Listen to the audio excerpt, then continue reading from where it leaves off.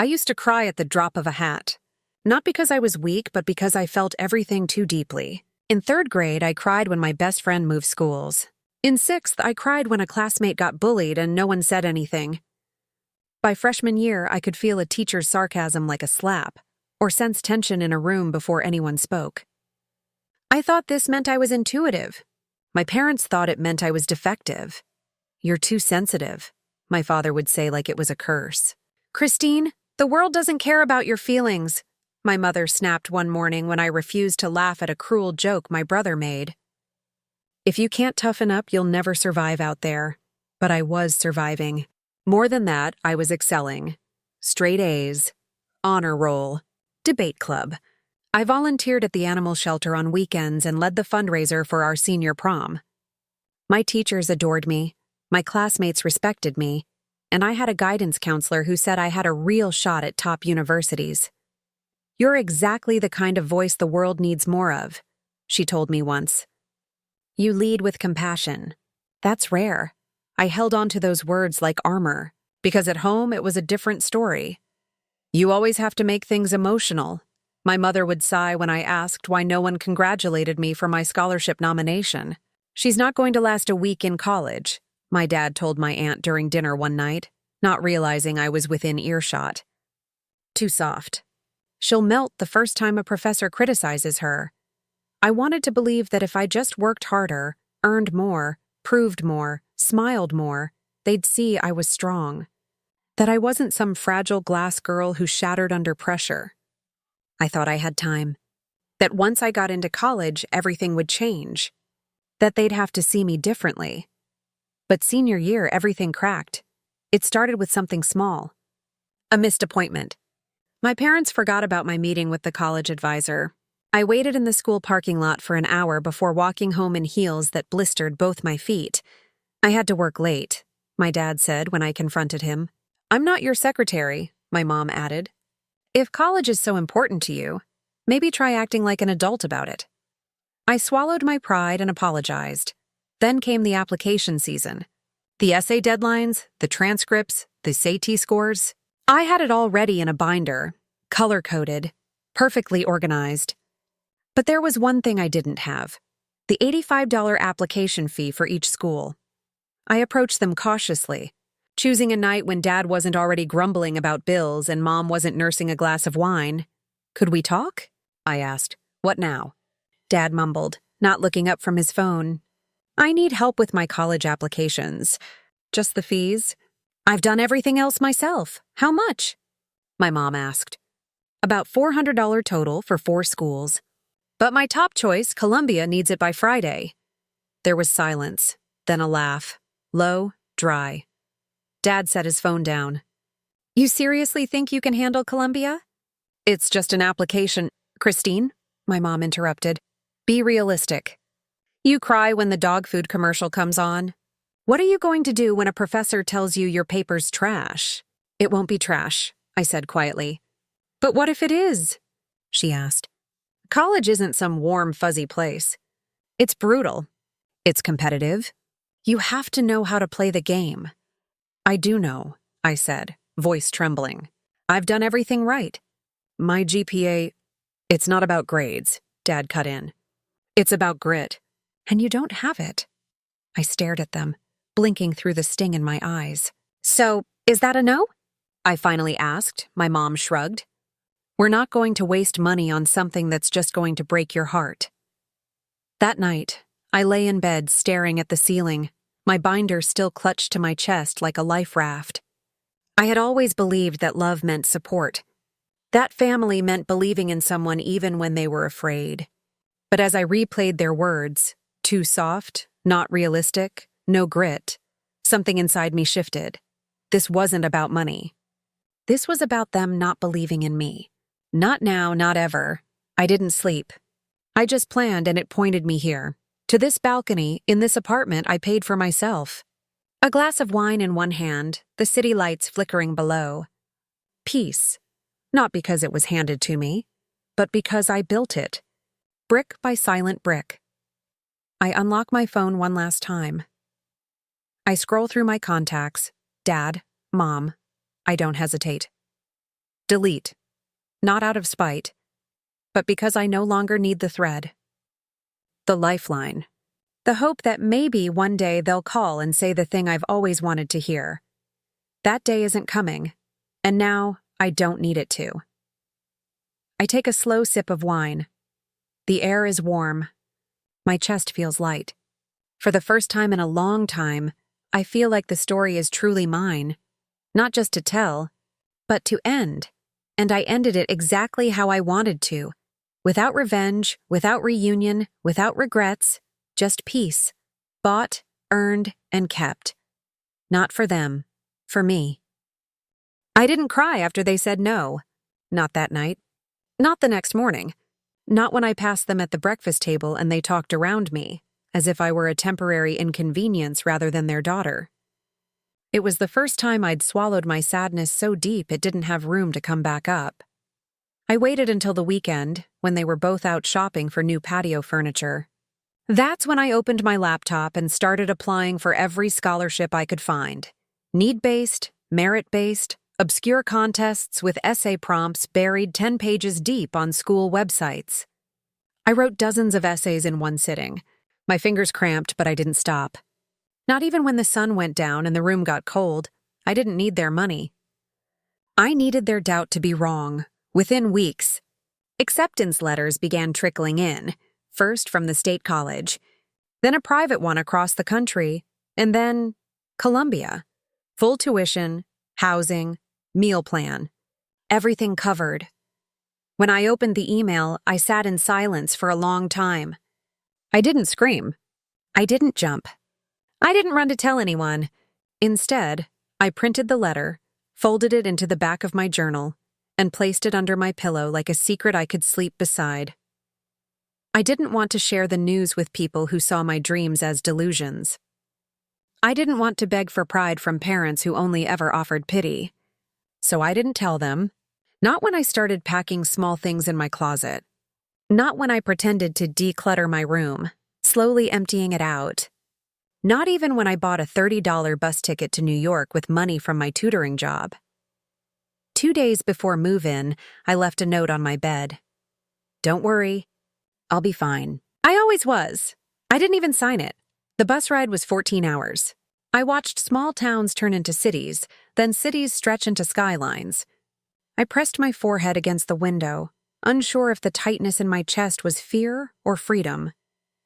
Maybe both. I didn't have a parent waiting for me at the other end. I didn't have a care package or a send-off photo. I had one suitcase, a folder of documents, and a chipped mug my best friend gave me in 10th grade that said, "Feel it anyway." My dorm was tiny, barely bigger than my bedroom back home, but it was mine. The sheets were stiff, the walls scuffed, and the hallway always smelled like burnt popcorn. Still, I felt safe there in a way I never had before. No one rolled their eyes when I cried during orientation speeches. No one told me I was overreacting when I talked about how nervous I was before exams. I made friends who didn't flinch when I spoke with emotion. A girl named Priya from across the hall cried with me the night we both failed our first stats quiz. A professor pulled me aside after class once and said, "You ask questions like someone who listens to understand, not to respond." That's rare. Every time someone saw value in what my parents had mocked, I felt like I was collecting pieces of a self I'd never been allowed to build. Still, the silence hurt. They didn't call. They didn't check in. Not on my birthday, not after the holidays, not when I sent them an email with a photo of me in my Columbia hoodie.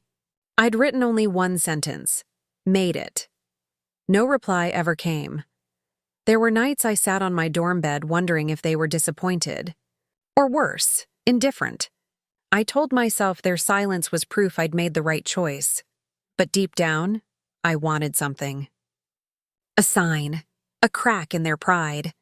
Instead, I got forwarded family group chat messages through my cousin. Photos of my brother's promotion party, of my parents smiling at brunch, of them posing next to their new grill. I wasn't mentioned once. In their world, I didn't exist. I started working 2 part-time jobs, campus tutoring and serving coffee at a bookstore cafe. I scheduled my classes around them, studied on breaks, and sometimes slept just 3 hours a night. But I didn't complain. I couldn't, not to anyone, because I knew the moment I said it was hard, those imaginary voices, my parents, their doubts would echo back, "Told you so." So I pushed. Every test I passed, every paper I aced, every time I helped another student understand something complex, I felt like I was winning a private war, a war they didn't even know they started. On weekends, I walked through the city with headphones in and playlists full of songs about becoming stronger, colder, wiser, freer. I journaled every small win like it was a revolution. Eventually, the tears stopped being about what I lost and started being about what I was building. A new version of myself, one who didn't need to be believed in to succeed, one who didn't require applause to keep going, one who was learning to define love as something deeper than biology or birthday cards. I wasn't just surviving college, I was rewriting the story they tried to script for me.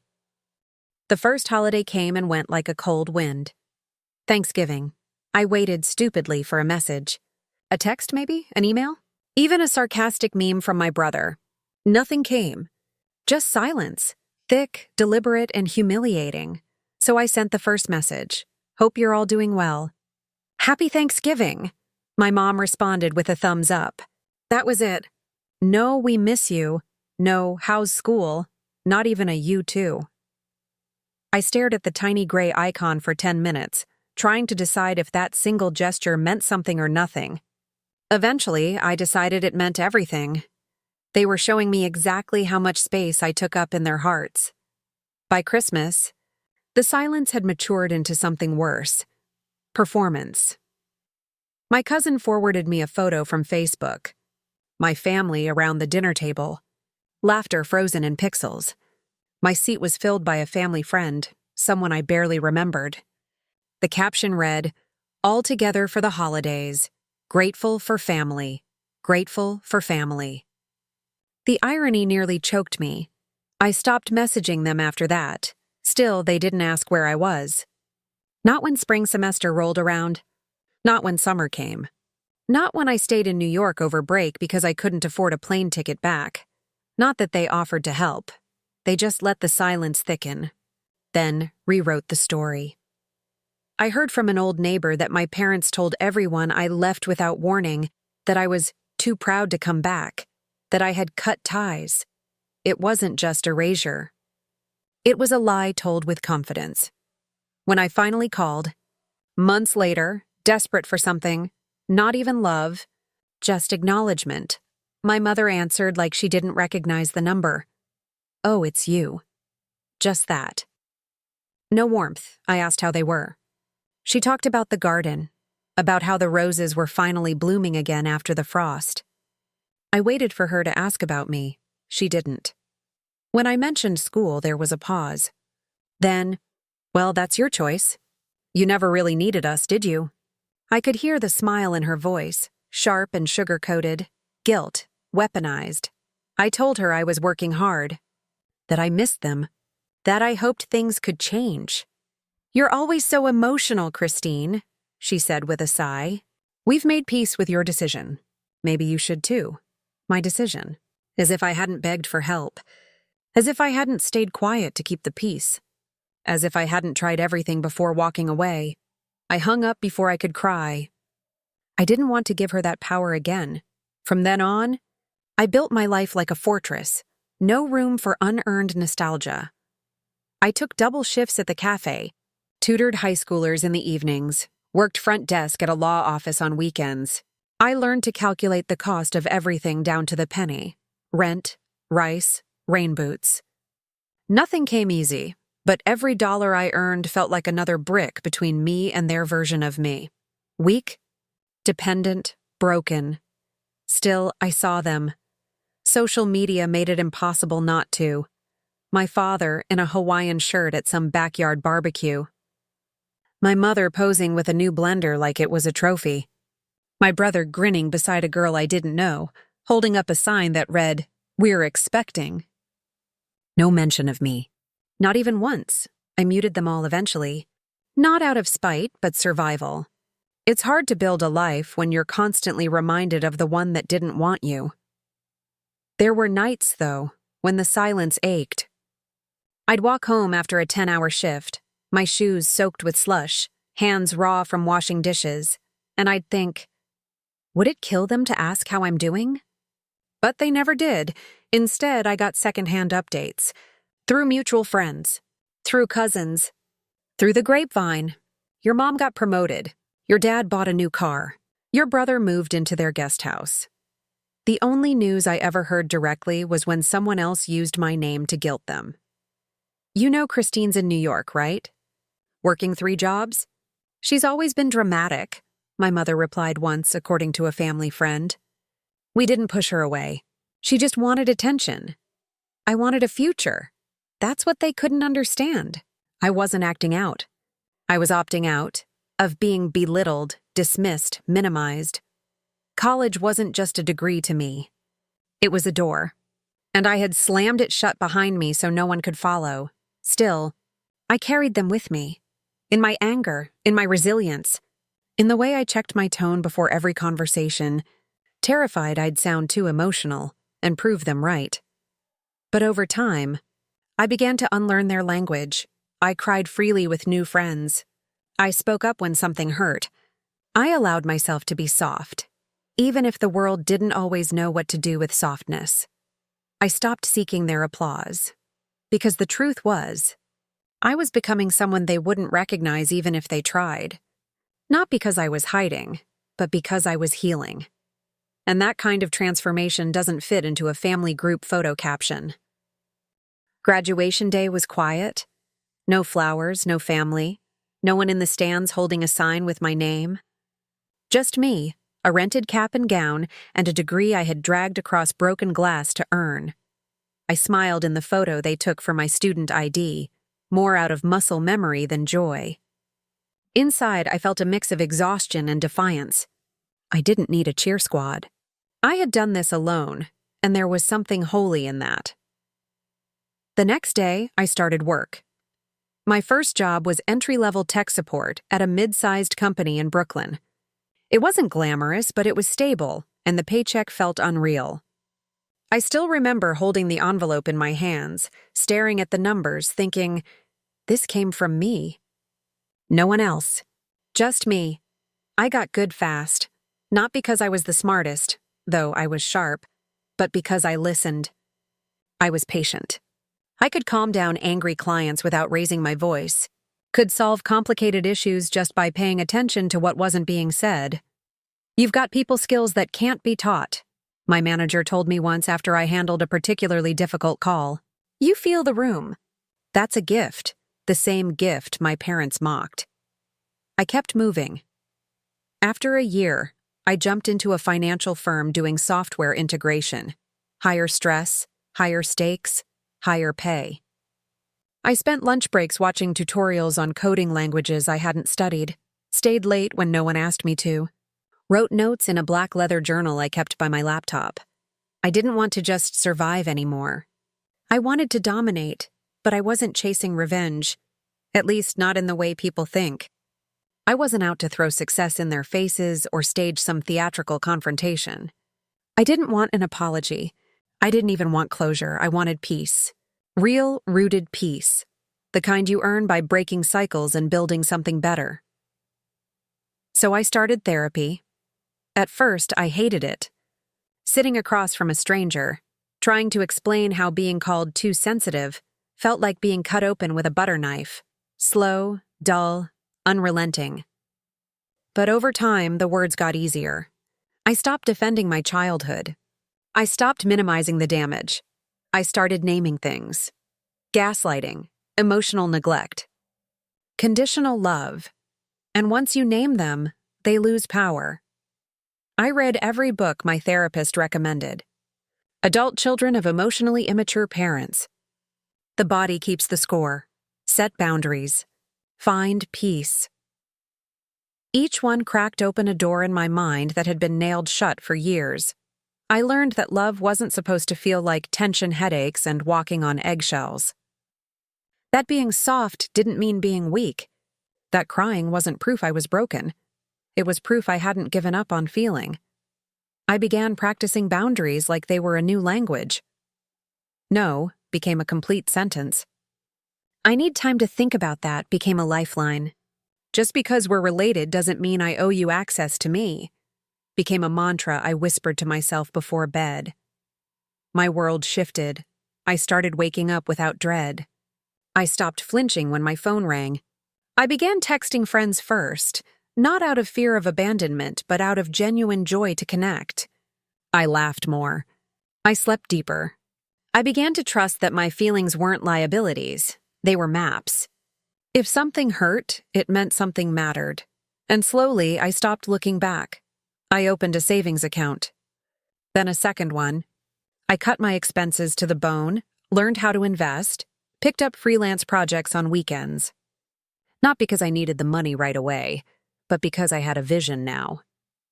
A life with options.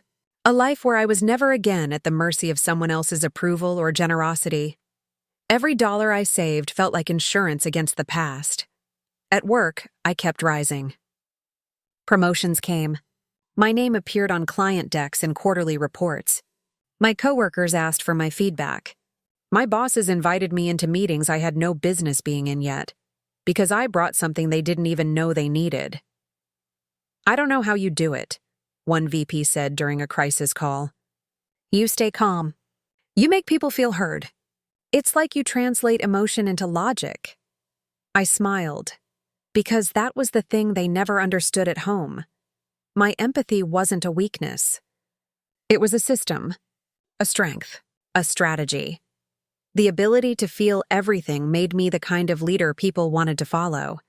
And when my firm did its annual employee profiles, I wrote my own quote. They said I was too soft for the real world.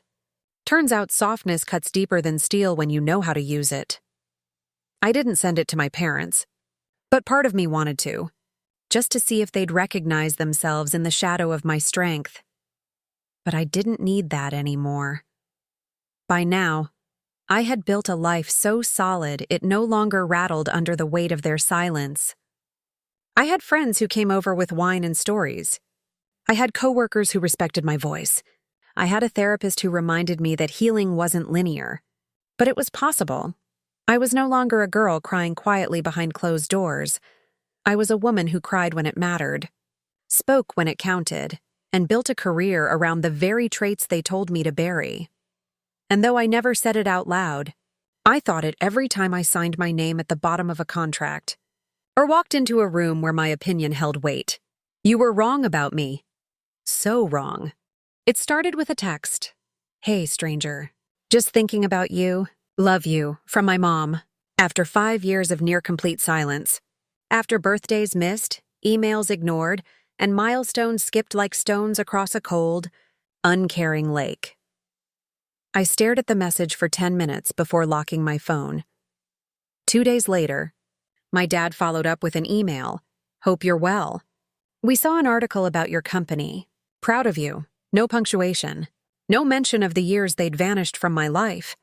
Just that weird, hollow pride that floats in when it's convenient.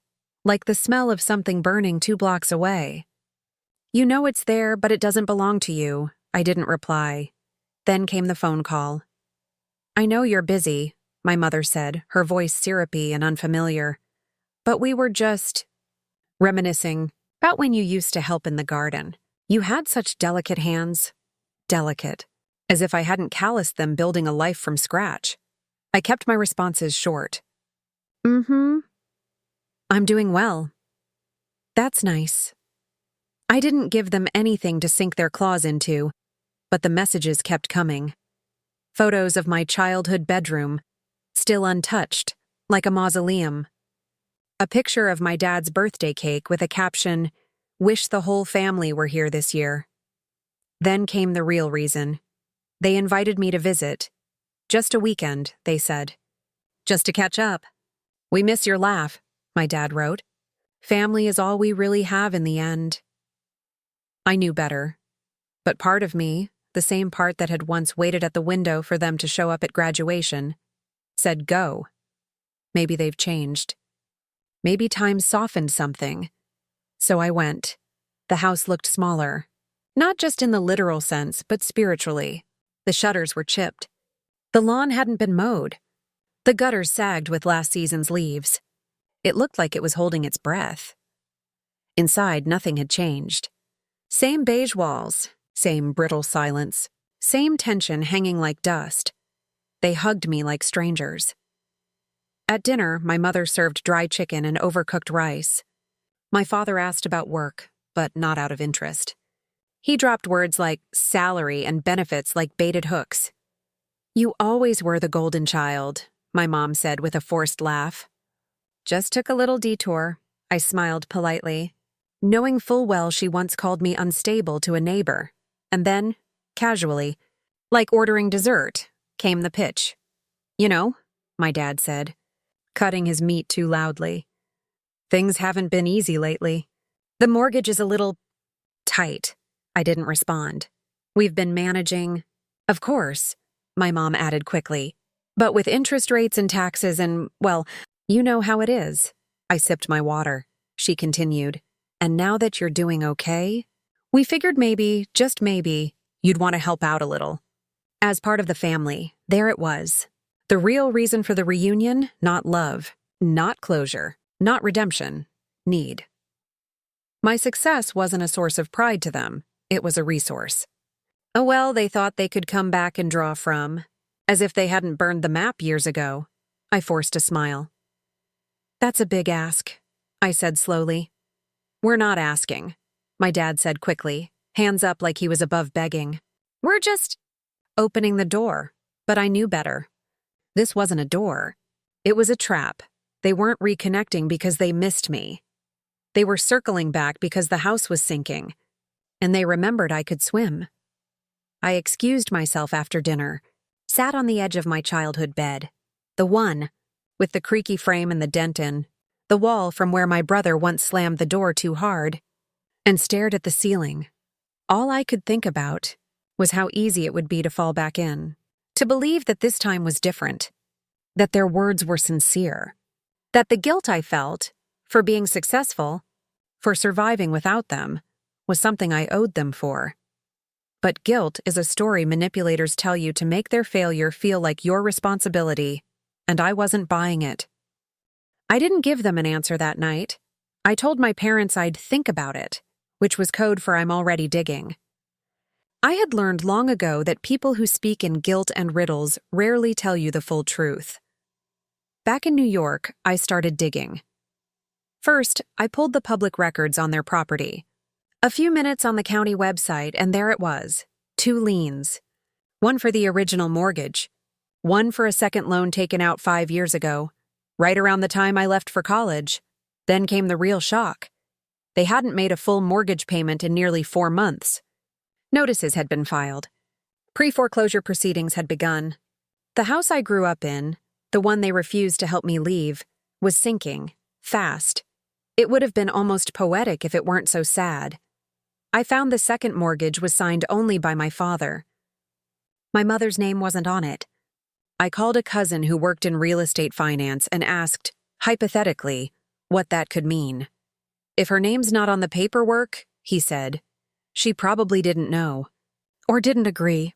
That added a new layer. I remembered how jumpy she'd seemed at dinner. How she kept fiddling with her ring. How she didn't meet my eyes when my dad mentioned the mortgage. At the time, I thought it was shame. Now, I saw it as something else. Fear. Still, no one called it what it was. Not to my face. No one said, "Christine, we are drowning. Please help us." Instead, they played the long game. Guilt, nostalgia, backhanded compliments. And then the insults. I didn't hear them directly. "Of course not. They came through a cousin.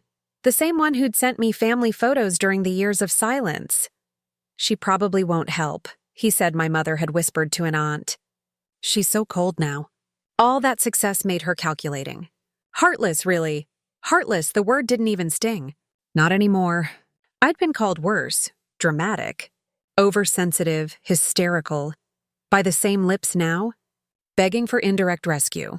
But what hit me harder was the denial.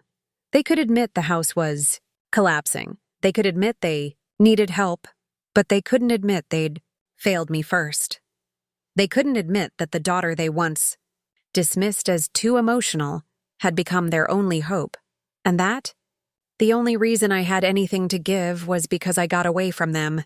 Instead, they told stories about how they let me go find myself, about how they supported me in spirit, about how I was too good for family now, too proud to help. It was a revisionist history designed to preserve their pride. But I had the receipts, emails, voicemails, the time-stamped screenshots of ignored texts, the scholarship acceptance, the bank statements from my college years when I was working 2 jobs just to keep the lights on, the silence that lasted years, and yet still, they'd rather lose the house than admit they were wrong about me. It would have been easier if they'd just asked, just said, "We messed up. We need you. Can you help?" But instead, they poisoned the well and expected me to drink from it. I could have paid it off, quietly, anonymously. I had the money. That wasn't the issue. The issue was what it would cost me, emotionally, psychologically, spiritually, because helping them without acknowledgement wasn't generosity. It was self-erasure, and I wasn't that girl anymore. I wasn't the girl who cried in her bedroom because no one clapped at her debate trophy. I wasn't the teenager who begged for $85 to apply to college. I wasn't the daughter who mistook survival for love. I was a woman now. A woman who had learned that silence isn't peace, that distance isn't cruelty, that boundaries are not betrayal, they are protection, and I was protecting myself from a cycle I refused to feed anymore. I didn't sleep for 3 nights. Not well, anyway. I'd drift off, only to wake up at 3:17 a.m. with my jaw clenched and my heart racing. The question looped like a skipping record in my mind. Do I let them drown? Or do I throw them a rope they'd never offer me? There was no simple answer. By every metric, they didn't deserve saving. Not because of the money, but because of the silence. Because of the years I spent alone in that freezing dorm room with holes in my shoes and instant noodles for dinner. Because of the birthdays they forgot. The emails they ignored. The times they called me too dramatic for expressing the basic human desire to feel seen. And yet, something in me refused to be at peace with either option. I imagined them losing the house, selling furniture, moving in with relatives who'd gossip behind their backs. I imagined foreclosure notices taped to the window I once stared out of as a teenager. And I couldn't deny it. There was a part of me that felt sickened by the image, not because I wanted revenge, but because I didn't want to carry their collapse as another quiet burden in my body. So I did what I always do when I'm lost. I took it to therapy. My therapist listened without flinching as I explained everything. The second mortgage, the foreclosure warnings, the insults passed down through cousins. When I was done, I leaned back, arms crossed, and said what I hadn't said to anyone yet. I don't want to help them because I want them back. I want to help them so I can finally close the door without wondering if I was the villain in their story. She nodded slowly. So you're not choosing between helping or abandoning. You're choosing between cycles and closure. I blinked. Exactly. She let the silence hang, then said, Christine, sometimes helping isn't about them. It's about proving to yourself that you are no longer the person they think you are, or the one you once needed to be to survive them. I sat with that for a while. She was right. I didn't want to play the savior. I didn't want them to see my help as an invitation to start over. I didn't want them to believe I was forgetting anything. But I also didn't want to be defined by their failures, by their inability to love me in the ways I needed. I wanted to end it, with dignity, not with a scream. Not with a door slammed. Not with another decade of silence. So I made a decision. I would help. But not in the way they expected. There would be no check handed across a kitchen table. No hugs, no teary reunions. No dramatic cinematic reconciliation. What I planned wasn't for them at all. It was for me. I would pay off their mortgage. Anonymously. The paperwork would go through a trust. The funds would be wired through legal channels. I'd cover the debt down to the cent, ensure their home was safe, and vanish from the transaction like smoke. And then I would cut the final thread, because closure isn't always a conversation. Sometimes it's silence on your terms. I called my lawyer the next morning, explained what I needed, told him not to mention my name in any document. They'll know it was me, I said. But they'll also know I don't want anything back. He didn't question it, just asked for the numbers, $68,000. That's what stood between my parents and foreclosure. The same parents who couldn't spare $85 for my college application fee. The same ones who labeled me too emotional for adulthood. I transferred the money that afternoon, and when it was done, I didn't feel lighter. Not right away, I felt empty. Grief is strange like that. Even when you're doing the right thing, it can feel like a loss. Like you're burying a version of yourself who once begged for something that never came. That night, I wrote a letter. I didn't send it. I didn't need to. But I wrote it anyway. Mom, Dad, I know you think I left because I was angry. I was, but mostly I was tired. Tired of earning love I never got. Tired of shrinking to fit a mold I never agreed to. Tired of crying alone and being told that made me weak. You told people I abandoned you. But the truth is you abandoned me long before I walked away. Still, I've paid the debt. The house is safe. Not because you deserve it, but because I deserve peace. This is not a rescue. It's a release. Live your life. I'll live mine. We are done here. Christine. I folded the letter and tucked it into the back of my journal. And then I did something I hadn't done in years. I went out. Alone. To a rooftop bar overlooking the city. I ordered a glass of wine. I watched the skyline flicker like a pulse. And I raised a silent toast to the version of me that had finally stopped waiting for an apology. I wasn't angry anymore. I wasn't hurting. I was free. The wire cleared on a Tuesday morning. It was raining in New York. The kind of gentle, steady rain that makes everything feel a little quieter, like the sky is holding its breath. I sat at my kitchen table, coffee going cold, watching the transaction finalize on my laptop screen. 68,000 bar, paid in full. No ceremony. No confetti. Just a confirmation number, a blinking green check mark, and silence. I stared at it for a long time, then I closed the tab. I'd routed the funds through a legal trust, one of those faceless LLCs used by people who like their power clean and invisible. My name appeared nowhere on the documents. The trust was registered out of state. The lawyer I hired made sure of it. All communications from the bank would reference only the trust name. Just another private buyer clearing a debt, but of course they would know. Who else would it be? Who else had the motive and the means? Still, I wanted them to sit with the not knowing. To feel the weight of a miracle they didn't earn. To look at each other over breakfast and ask the question, why us? Who did this? 2 days later, my phone rang. Mom, I didn't answer. She called again. Then Dad. Then a flurry of messages. Christine, something's happened. Call us. The mortgage. It's gone? Did you? We don't understand what's happening, please. I waited. Not to be cruel. Just to make space. Space between the act and the recognition. Space where their discomfort could stretch its legs and settle in. I wanted them to feel what I had felt all those years. Confusion, silence, powerlessness.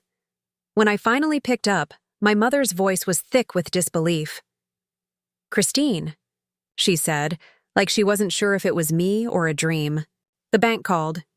They said the house is paid off. I said nothing. We thought it was fraud, she went on, shaky. We called the bank 3 times. They said everything's been processed, legally, fully, no foreclosure.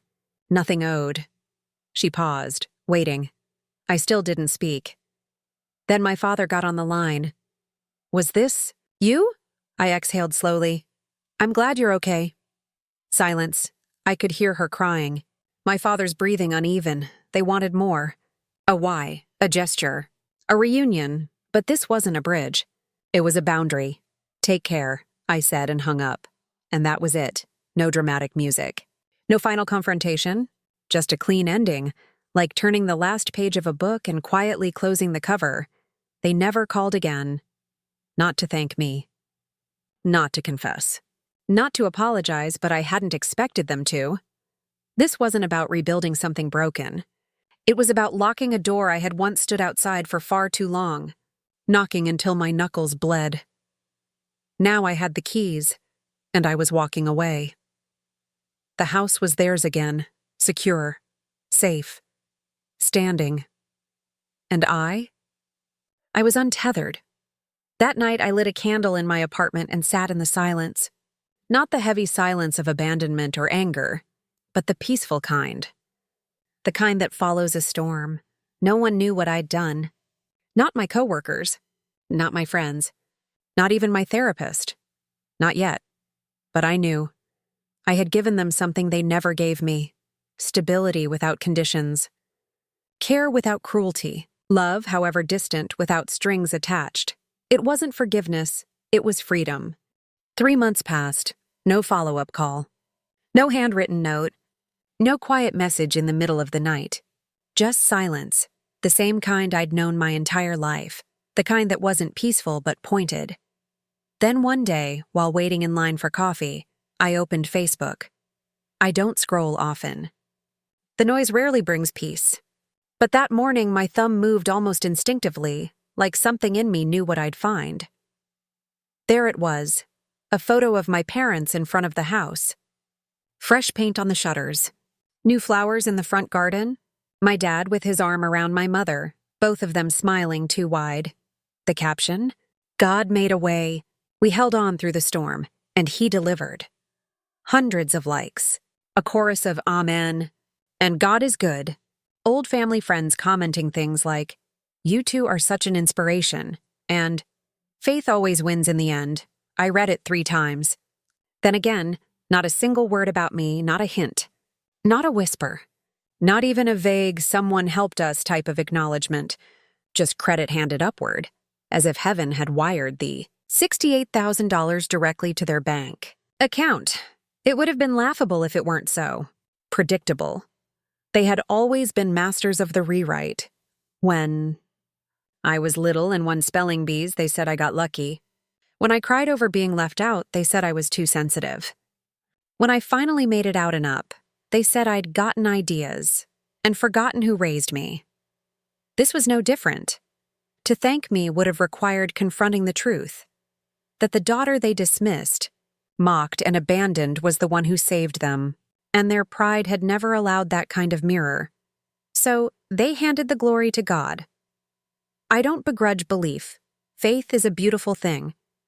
But in their hands, it became a shield, a way to rewrite reality. A way to praise divine intervention without ever having to admit human failure. A few weeks later, I visited one last time. Not for them. For me. I wanted to see the house again. To look at it not through the eyes of a child desperate for approval, but through the eyes of a woman who had made peace with never getting it. They greeted me warmly, as if nothing had happened. "Look at you," my mom said, patting my shoulder. "So polished now." I smiled politely. Said thank you. Pretended not to notice how her eyes flicked down to my watch, my shoes, my bag. Quiet calculations of worth. We had dinner. Chicken again. Less dry this time. They talked about church. About neighbors. About how the house just turned around for us. "We thought we were done for," my dad said with a chuckle. But then boom. Door opened. "What are the odds?" I nodded, sipped my water. Let them tell the story the way they needed to. They never asked if it was me. Never once said, "Thank you." Instead, my mom spent dessert making passive jokes about those therapy types and how young people just love to make drama out of nothing these days. I laughed. Not because it was funny, but because it was freeing. They were exactly the same. Still unable to see me. Still clinging to the idea that they were right all along, that I was lucky, that my success had nothing to do with them. But neither did my pain. That everything I built came from somewhere mysterious and separate. Never from spite, never from grit, and certainly never in spite of them. It was the last time I saw them. On the way out, my mother hugged me like she was posing for a photo. My father nodded once and said, "Don't be a stranger." As I walked to my car, I didn't feel angry. I felt clean, because the final lie had unraveled before me. The one that said, if you just do enough, give enough, become enough.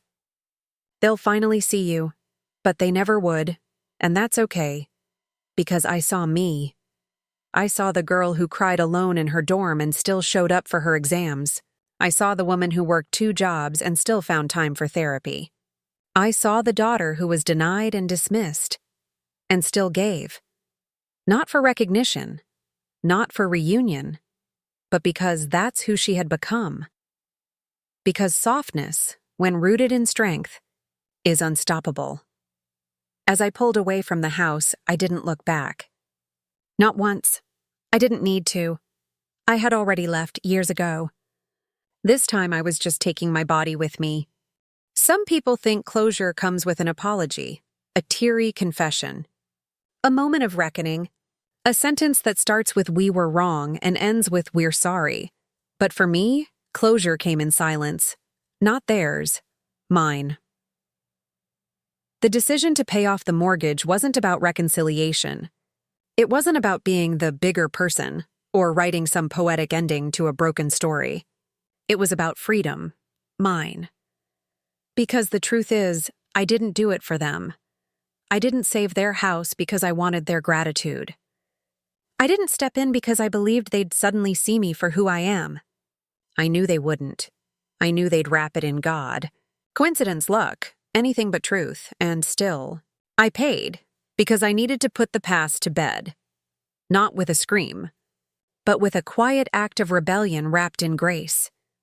I didn't pay for their peace to make peace with them. I paid to set myself free from the illusion that if I just achieved enough, gave enough, became enough, they'd finally love me right. That illusion had cost me too much already. Years of overcompensating. Of chasing validation through career titles and accolades. Of wondering what else I needed to become before they'd stop calling me too emotional and start calling me enough. But healing doesn't always roar. Sometimes it whispers, and my whisper was a bank transfer. It said, "I don't need your approval to be powerful. I don't need your applause to feel seen. I don't need your love, not like this, to love myself better. I don't need you." They'll never know the full truth. They'll never know how many nights I cried before finals. How many meals I skipped to pay rent. How I used to stare at photos of them and wonder if I was broken or just invisible. How I carried the weight of their disappointment like bricks in my chest for years. Building strength from it, yes, but also scars. They'll never know how many therapy sessions it took for me to stop trying to rewrite them in my head. To stop imagining the version of them I wanted and accept the version I got. They'll never know I was the reason they still have a roof over their heads, and they don't need to. Because sometimes, the greatest power you hold is in the kindness you don't weaponize, the mercy you don't flaunt, the victories you don't need validated. That's not weakness. That's mastery. I still think about them sometimes, not with longing, but with distance, like a city I once lived in. A place I know too well to romanticize, too well to return to. I imagine them sitting on the porch, drinking tea, feeling safe. I hope they enjoy it. I really do. I hope they sleep better at night not knowing how close they came to losing everything. I hope they keep believing the world just magically showed up for them, because they'll never believe I did. But that's okay. Because I did it for me, to end the story on my terms, to say, you tried to raise a girl who would break at the first sign of emotion, but you accidentally raised a woman who used that emotion to carve out a life 10 times stronger than the silence you gave her. My heart, the one you said was too soft, too weak, too much, turned out to be a muscle you couldn't break. It learned to hold boundaries, to offer grace without permission, to give without losing itself. It turned out to be my compass, and it pointed me here. To this balcony, in this apartment I paid for myself. A glass of wine in one hand, the city lights flickering below. Peace not because it was handed to me, but because I built it. Brick by silent brick. I unlock my phone one last time. I scroll through my contacts. Dad, Mom. I don't hesitate. Delete. Not out of spite, but because I no longer need the thread. The lifeline. The hope that maybe one day they'll call and say the thing I've always wanted to hear. That day isn't coming, and now I don't need it to. I take a slow sip of wine. The air is warm. My chest feels light. For the first time in a long time, I feel like the story is truly mine. Not just to tell, but to end. And I ended it exactly how I wanted to, without revenge, without reunion, without regrets. Just peace, bought, earned, and kept. Not for them, for me.